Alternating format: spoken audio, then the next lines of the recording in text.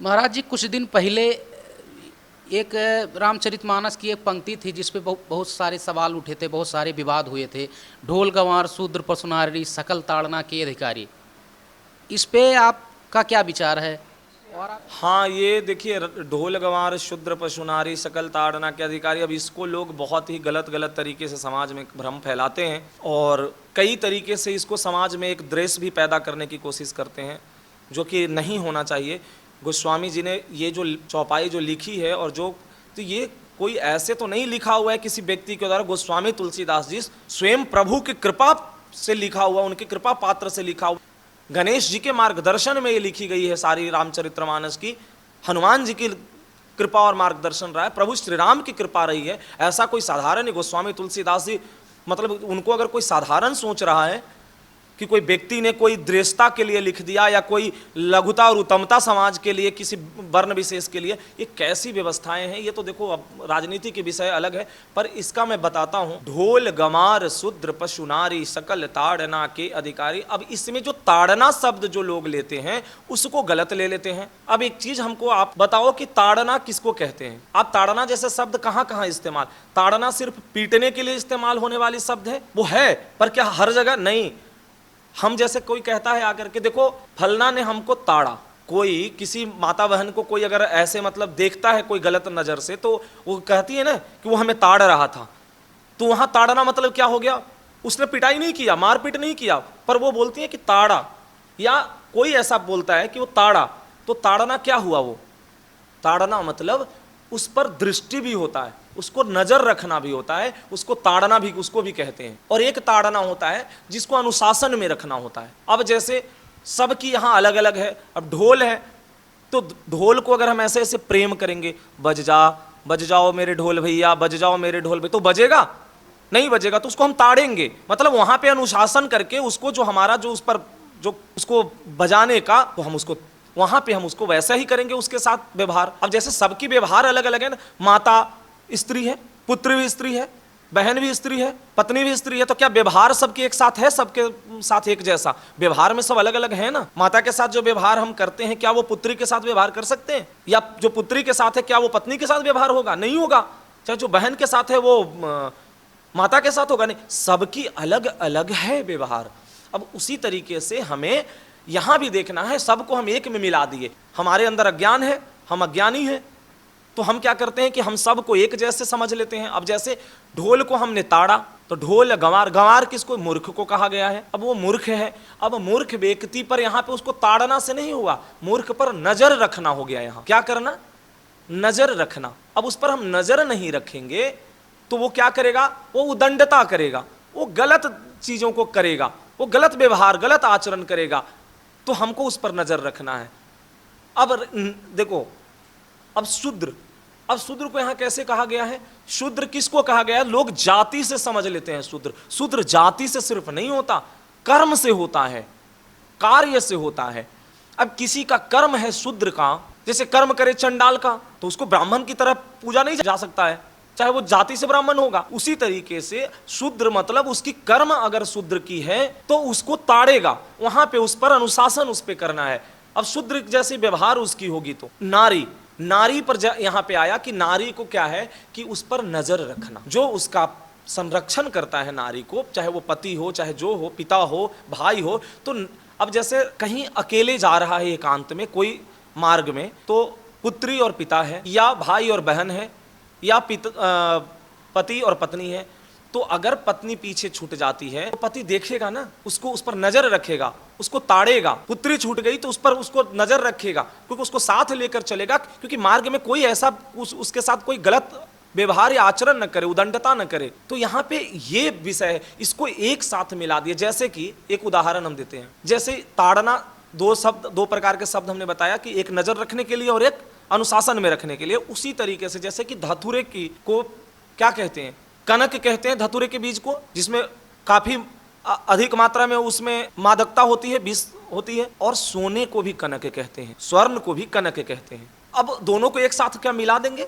दोनों की अलग अलग कार्य है ना, पर है दोनों विष की तरह। जैसे देखो, कनक कनक ते 100 गुनी, मादकता अधिकार, जे पाए बौराए जगत, ये पाए बौराए।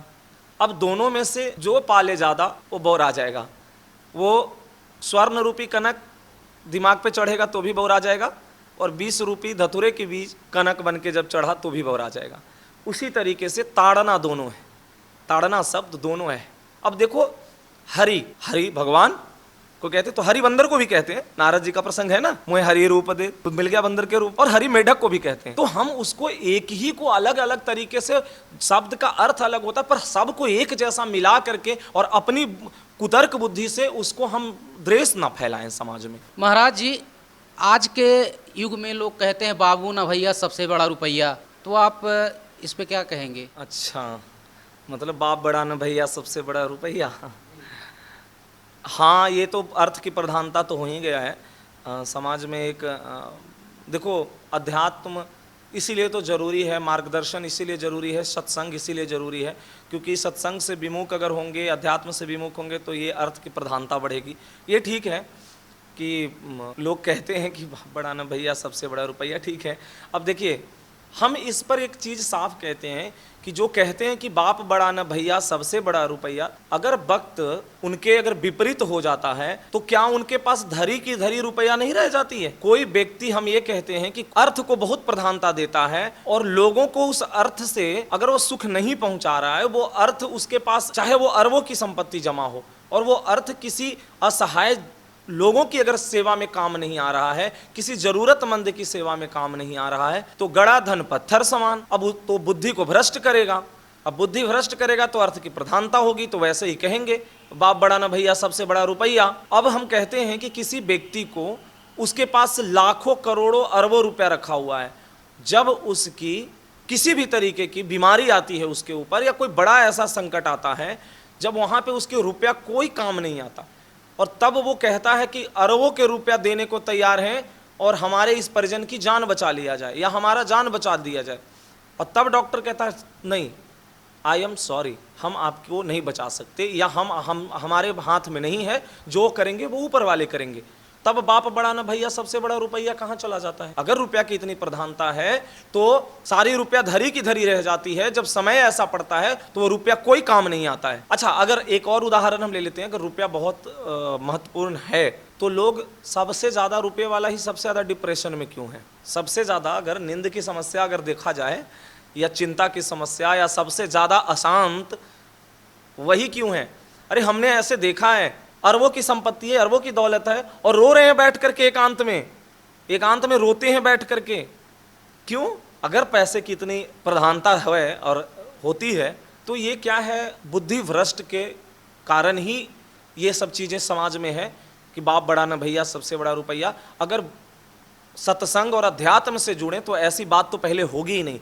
अरे अर्थ को हमेशा चरणों के नीचे रखा जाता है, जमीन पे रखा जाता है, उसको कभी मस्तक पर नहीं धारण किया जाता, और जब मस्तक पर धारण कर लिया जाता है तो वही बुद्धि को भ्रष्ट करके चढ़ जाता है दिमाग में नशा। संतों ने कहा है अर्थ को इतनी प्रधानता न दो। हाँ, संसार में चलने के लिए, चलाने के लिए जरूरत के हिसाब से जो अर्थ की प्रधानता है उतनी होनी चाहिए, पर ऐसा नहीं कि अर्थ के आगे कोई नहीं दिखे, कोई परिवार, कोई आसपास के लोग, कोई समाज के लोग, कोई असहाय लोग, कोई कुछ दिखे ही नहीं उसको अर्थ के आगे, तो फिर वो तो बुद्धि भ्रष्ट ही उसको कहेंगे, बुद्धि भ्रष्ट हो गई उसकी। महाराज जी, अगर भाई दुराचारी हो तो उसके साथ कैसा व्यवहार करें? उसे त्याग दें या फिर उसका साथ निर्वाहन करें? भाई दुराचारी हो, अब वो दुराचारी है, अगर दुराचारी जो शास्त्रों में वर्णित है वैसे दुराचारी है तो त्याग कर देना चाहिए। सबसे पहले उसको त्याग कर देना चाहिए। अगर वो समझाने पर भी नहीं समझता है और उसको अगर मार्गदर्शन आप देते हो और मार्गदर्शित नहीं हो रहा है, वो अच्छे मार्ग पर नहीं आना चाहता है, नहीं लौटना चाहता है, और उसको वो दुराचार ही उसको अच्छा लग रहा है, मैं कहता हूं ऐसे को तो त्याग ही कर देना उचित है। जैसे कि विभीषण ने दशानन रावण का त्याग कर दिए। जब भरी सभा में विभीषण ने दशानन रावण को समझाने की कोशिश किए, जब समझाने की उनको प्रयास किए, पर दशानन समझने को तैयार नहीं हुआ और विभीषण को ही दरबार से निकाल देने का फरमान जारी कर दिया, तो विभीषण ने ही त्याग कर दिया। दशानन को त्याग करके, जबकि बहुत ही प्रिय भ्राता रावण था विभीषण का। भाई विभीषण बड़े ही धर्मात्मा पुरुष थे, जब जाते हैं भाई को त्याग करके तो क्या कह रहे हैं भगवान राम, तुम सरीखे संत प्रिय मोर। उदाहरण है, अगर ऐसी परिस्थिति आती है तो त्याग कर देना चाहिए, क्योंकि अगर उसके साथ आप उसको बार बार आप समझाने जाएंगे, बार बार आप उसको चाहेंगे कि वो मार्ग पर आए, अच्छे मार्ग पर लाए, पर वो नहीं अगर समझ रहा है, तो फिर क्या होगा कि क्रोधावेश में वो आपके ऊपर कोई हिंसा कर दे या कोई किसी तरीके का प्रहार कर दे या कुछ भी करे तो आपका हानि होगा, या आप कुछ क्रोधावेश में आकर के कुछ वैसे निर्णय करें, तो इससे अच्छा उसको त्याग कर देना हम उचित समझते हैं, कोई हिंसा वगैरह ना हो इसमें। तो फिर महाराज जी गोकर्ण जी ने अपने भाई के उद्धार के लिए क्यों ऐसा किए? हाँ, अच्छा प्रश्न है कि गोकर्ण जी, तो गोकर्ण और धुंधकारी ये दोनों का विषय अलग कैसे है वो बताते हैं। त्याग नहीं हुआ, गोकर्ण जी ने धुंधकारी को समझाने का बहुत प्रयास किया था, पर धुंधकारी नहीं समझा, तो गोकर्ण जी पहले वहां से, क्योंकि गोकर्ण जी ने अपने पिता के आत्मदेव जी को सेवा करने के लिए वहां थे, पर उसके बाद भी नहीं हुआ तो वो तीर्थ के लिए निकल जाते हैं, वो चले जाते हैं। जब धुंधकारी की माता जो धुंधुली का जब अपना शरीर छोड़ती है कुएं में जाकर के गिर करके, तो उस समय गोकर्ण नहीं थे, गोकर्ण जी तीर्थ भ्रमण के लिए निकल जाते हैं। और जब ये, क्योंकि वो पहले समझाते हैं पर वो धुंधकारी नहीं समझता है, तब जाकर के गोकर्ण जी बाहर चले जाते हैं, और गोकर्ण जी जब तीर्थ से लौटते हैं तब पता चलता है कि ऐसी ऐसी स्थिति हो गई और बहुत ज्यादा धुंधकारी की ओर बढ़ गई है दुराचार और अत्याचार। तब वो पिता को फिर समझाते हैं कि आप निकल जाइए और आप एकांत जाकर के वन में जाकर के और वहां जाकर के आप भजन करिए, क्योंकि यहाँ और आपकी दुर्गति होगी और आपका ये जन्म बिगड़ जाएगा, तो आप प्रभु को प्राप्त कर लीजिए। गोकर्ण जी ने उनको मार्गदर्शन देते हैं और वो जाते हैं निकल करके आत्मदेव जी। बाद में जब धुंधकारी का जब शरीर छूटा और जब वो पिशाच योनि को प्राप्त हो गया, तो गोकर्ण जी ने देखो कर्तव्य फिर निभाया ना, कितने बार पिंडदान किया, अगर वहां से भी नहीं हुआ उनको उद्धार, तो फिर श्रीमद् भागवत का पाठ करा करके और मुक्त कर दिया। तो देखो, तो धर्मात्मा थे गोकर्ण जी, और धुंधकारी क्या था, दुराचारी, अत्याचारी, पापी। तो ऐसे में अगर वो गोकर्ण जी भी बार बार अगर करते तो गोकर्ण जी के साथ भी वही हाल होता। तो उन्होंने क्या किया, समझाया, नहीं माने तो वो क्या किए, निकल गए अपना वो तीर्थ पर भ्रमण पर निकल गए। महाराज जी, अगर किसी संत में दोष हो जाए, किसी महान संत में या फिर किसी पूर्व संत में जो अभी यहाँ उनकी शरीर नहीं है, तो फिर उसका क्या प्रायश्चित किया जाए या कैसे उससे समय क्षमा मिलेगी उस अपराध से? संत में दोष दृष्टि, पहले तो कि भैया इससे मैं सबको बोलता हूँ बचो।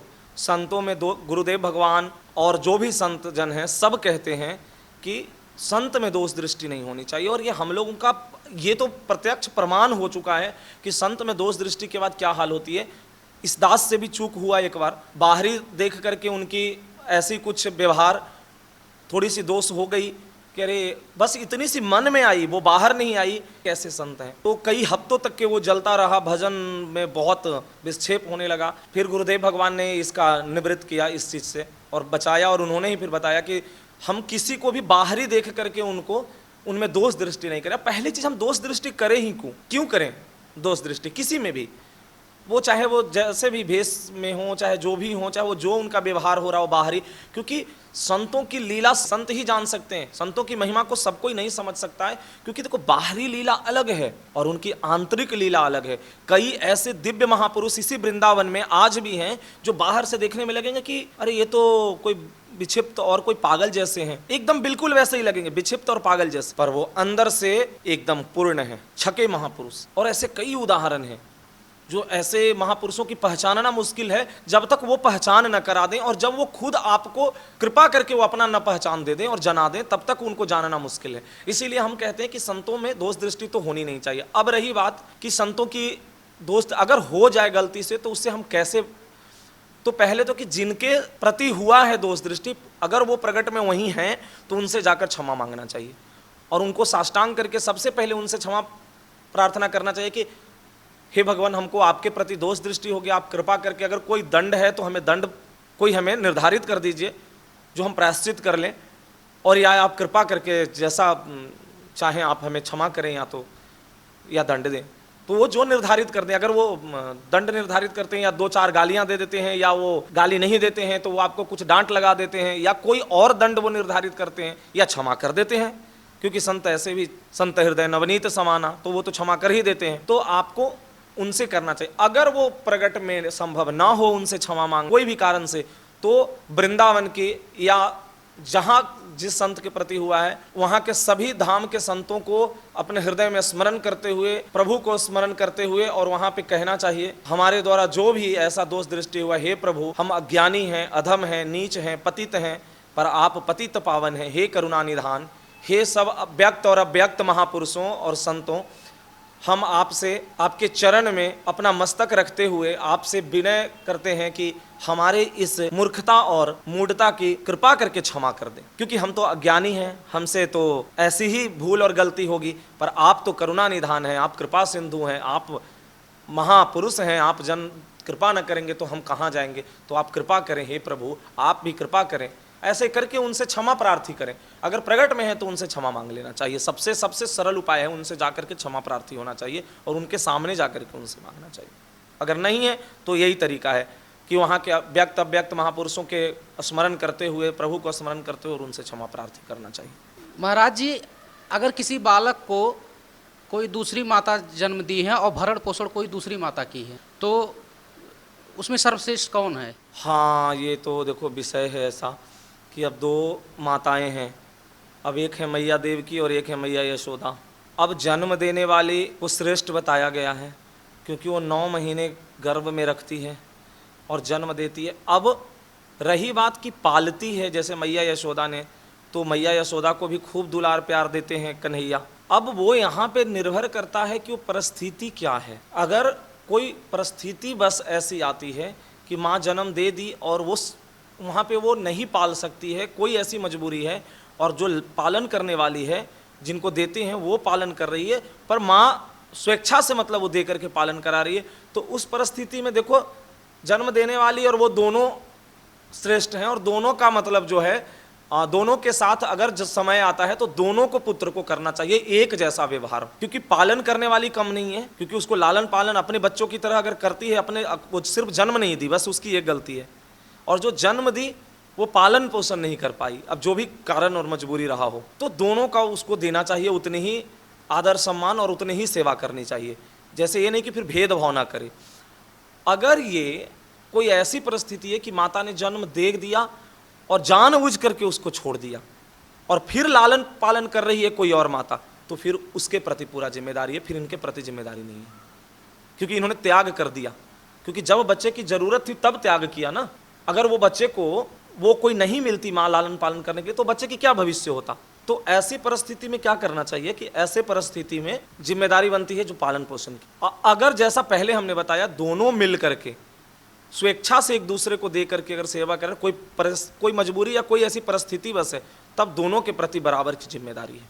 दोनों के प्रति पुत्र को बराबर मतलब सेवा करके उनको करना चाहिए। दोनों में किसी में भेदभाव नहीं होना चाहिए। लेकिन यशोदा जी और कृष्ण भगवान का जो नहीं, माँ मैया यशोदा को भी उन्होंने जो प्रेम दिया ना, बाल अवस्था का पूरा जो उनका प्रेम था वो मैया यशोदा के साथ ही उन्होंने ये किया। भाई 12 वर्ष तक के प्रेम लगभग दिया।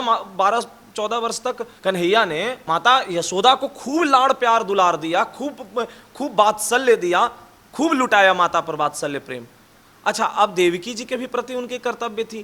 देखो, ये समाज को इससे भी एक मिलता है सीख कि कैसे दोनों को, क्या देवकी माता के प्रति भगवान का कोई कम ये था, किसी भी प्रकार का प्रेम कम था? नहीं था, और ना कभी हुआ। जब वो जिद करती हैं, और जिद क्या करती हैं, अधिकार था उनको मैया होने का।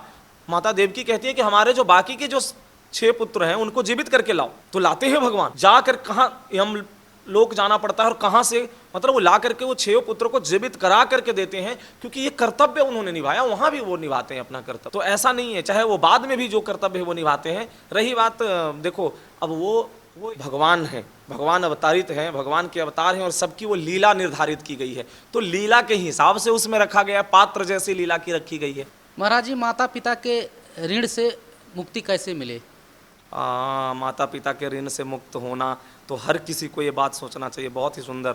माता पिता के ऋण से मुक्त हुआ जा सकता है सिर्फ माता पिता के खूब सेवा करके, और उनका अंत समय तक इतना सेवा करें कि उनमें अपना भगवान मान करके सेवा करें, तो माता पिता के ऋण से मुक्त हो जाएंगे। और या इतना भजन करे, माता पिता की अगर सेवा करते हुए भजन करता है, जैसा कि प्रभु का स्वरूप मानकर कि माता पिता भगवान है और होते ही है भगवान, इसमें कोई संशय की बात ही नहीं है, तो माता पिता भी तर जाएंगे, वो भी मुक्त हो जाएंगे, और जो पुत्र है वो तो मुक्त होगा ही, और कई पीढ़ी को मुक्त कर देगा। जैसे कहते हैं कि भजन परायण भक्त के 21 पीढ़ी तर जाते हैं। तो माता पिता को जब तक सेवा नहीं करेगा पुत्र, जब तक उसको संतान संपूर्ण समर्पण करके सेवा नहीं करता है, मातृ पितृ ऋण से वो मुक्त नहीं हो सकता है। मातृ पितृ ऋण से हर किसी को ऋण होना चाहिए।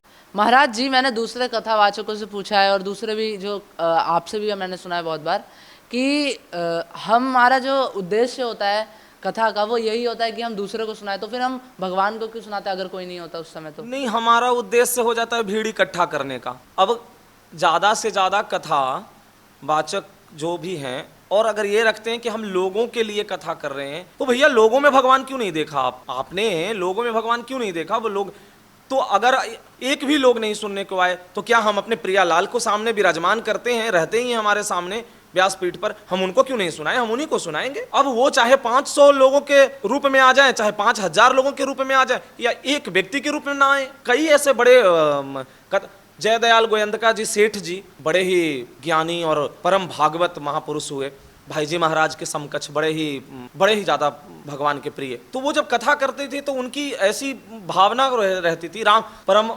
वंदनीय राम सुखदास जी कहते थे कि हमें कथा किसको सुनानी है? हम अपने प्रभु को सुनाएंगे, उन्हीं को रिझाएंगे। अब वो जैसे 500 रूपों में आकर के सुनो, चाहे 5000 रूपों में आकर के सुने या रिझें, पर हम तो सुनाने उनको आए हैं। क्योंकि अगर हमें लोगों की सुनाने की भावना होगी तो फिर वो क्या होगा कि भाव नहीं प्रकट होगा, वो कथा में रस नहीं होगा। और जब भगवान सामने, हमारे प्रभु सामने होंगे और उनकी सुनाने की हमें भाव होगी, क्योंकि हम व्यासपीठ को क्या मान लेते हैं लोग, व्यासपीठ को खिलौना ना समझे। व्यासपीठ स्वयं भगवान सुखदेव जी के आसन है। भगवान जो व्यासपीठ पर बैठता है वो भगवान सुखदेव का स्वरूप होता है। व्यासपीठ पर बैठ करके कोई भी मिथ्या भाषण न करे, व्यासपीठ पर बैठकर कोई अनुचित कोई भी ऐसा संभाषण न करे। तो व्यासपीठ बहुत बहुत बड़ी जिम्मेदारी और बहुत बड़ी चीज होती है। कहा जाता है, हमने महापुरुषों से भी सुना और कई ऐसे वृंदावन के बड़े रसिक संत ने इसका बताया कि व्यासपीठ पर बैठा हुआ जो व्यक्ति बोलता है उसे सत्य माना जाता है। तो इसीलिए हर चीज जो बोले वो सत्यता से बोले, और ये शास्त्रों में वर्णन है। तो व्यासपीठ पर बैठ करके हम लोगों के लिए नहीं, हाँ अगर लोग आ करके सुनते हैं और उसका लाभ लेते हैं तो ये प्रभु ने कृपा किया, प्रभु ने कृपा करके ये हमें अवसर दे रहे हैं। तो हमारी भावना ऐसी होनी चाहिए। हमारी भावना ऐसी नहीं होनी चाहिए कि अगर इतने लोग नहीं है तो हम किसको सुनाएं। नहीं। एक पिता को पुत्र के प्रति कैसा व्यवहार करना चाहिए? पिता सबसे पहले तो पुत्र को अवस्था के हिसाब से, देखो वात्सल्य प्रेम, पितृ प्रेम, ये सब तो सब है ही, पर अवस्था के हिसाब से पुत्र को, पिता को भी अपनी जिम्मेदारी का निर्वाह कैसे करना चाहिए कि जब 1 से 5 वर्ष के बीच हुआ तो उसका एक अलग व्यवहार होता है, एक प्यार दुलार लाड़ अलग एकदम वात्सल्य भाव। 5 से 10 साल के हुआ तो उसको एक रास्ता दिखाने की भाव होनी चाहिए, एक मार्गदर्शन देने की भाव होनी चाहिए। और जब वो 10 से 15 वर्ष की जब उसकी अवस्था होती है तो मित्रवत व्यवहार, या उससे ज़्यादा की जो अवस्था जा रही है तो मित्रवत व्यवहार करके उसको सही मार्गदर्शन देना चाहिए। और सबसे ज़्यादा जरूरी है कि पुत्र के प्रति जो सबसे जरूरी ये बात पिता को समझना चाहिए वो कि पुत्र की हमारी जो चाह है वो क्या है और उसकी मांग क्या है। अब वो चाह अनुचित है तो पूरी नहीं करनी चाहिए, मांग अनुचित है तो पूरी नहीं करनी चाहिए। अगर वो उचित है, शास्त्र सम्मत है तो उसको पूरी करें, अगर उससे हो सकता है और बन सकता है तो। पर इन सब से हमको ज़्यादा लगता है कि एक पिता की जिम्मेदारी है कि पुत्र को सही मार्गदर्शन करे और उसकी शिक्षा के साथ साथ उसमें संस्कार जरूर डाले। सही संस्कार ही पुत्र को सही दिशा दे सकता है, और वो संस्कार शास्त्र सम्मत और अध्यात्म सहित होना चाहिए। अध्यात्म और शास्त्र दोनों से विमुख होकर के वो संस्कार नहीं होनी चाहिए। और पुत्र के पास अर्थ की प्रधानता बार बार ना रखे पिता, ये सबसे ज़्यादा जरूरी चीज़ें हैं। अगर पिता बार बार बचपन से उसमें अर्थ की प्रधानता डालता है तो वो पुत्र क्या होगा, अर्थ प्रधान हो जाएगा, और वो कल के समय में वही आगे आने वाले समय में वो क्या करेगा, वो अर्थ के लेकर के वही अपने माता पिता के साथ भी दुर्व्यवहार करे। तो सबसे पहले पिता को एक संस्कार अच्छा देना चाहिए पुत्र को, नहीं तो वही अभी हो रहा है जो समाज में माता पिता को छोड़ दिया जाता है वृद्धाश्रम में। बेटा बाहर जा करके विदेश चला गया या कहीं ऐसे जगह चला गया, इतने दूर चला जाता है छोड़ के, माता पिता को कोई देखने वाला नहीं है और वो वृद्धाश्रम में जा करके रह रहे हैं।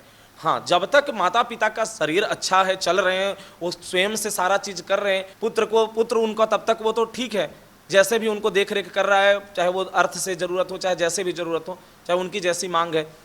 पर जब उनकी शरीर की अवस्था थक गया, वो नित्य क्रिया करने के लायक नहीं, उनकी खूब सेवा करनी चाहिए। ये पुत्र की भी जिम्मेदारी, जैसे माता पिता की जिम्मेदारी है पुत्र के प्रति, तो पुत्र की भी जिम्मेदारी, संतान की भी जिम्मेदारी है माता पिता की। महाराज जी, भगवत प्राप्ति के लिए सबसे सरल एवं उचित मार्ग क्या है? भगवत प्राप्ति का सबसे सरल और सबसे उचित मार्ग मेरे से पूछो तो नाम जप। सबसे सरल और सबसे उचित और सबसे आसान तरीका अगर हमसे कोई कहे तो हम कहते हैं नाम जप। क्योंकि एक नाम जप जो है वो निरंतर हर परिस्थिति में, हर जगह और हर अवस्था में किया जा सकता। उसमें कोई अवस्था की जरूरत नहीं है, कोई परिस्थिति ऐसी नहीं है जो नाम जप को बिगाड़ दे। अब उसमें साधन की जरूरत नहीं है ना, कि हमको ये नहीं है, हमारे पास ये व्यवस्था नहीं है, हम कैसे करें। जैसे मान लो इसमें संत सेवा, भगवत प्राप्ति के लिए गौ सेवा, संत सेवा, सब सहायक हैं। पर अगर ये सब नहीं उससे हो पा रहा है, अगर ये सब होते हुए नाम जप हो रहा है तो अति सुंदर, पर अगर ये सब नहीं हो रहा है तो नाम जप तो वो कर ही सकता है।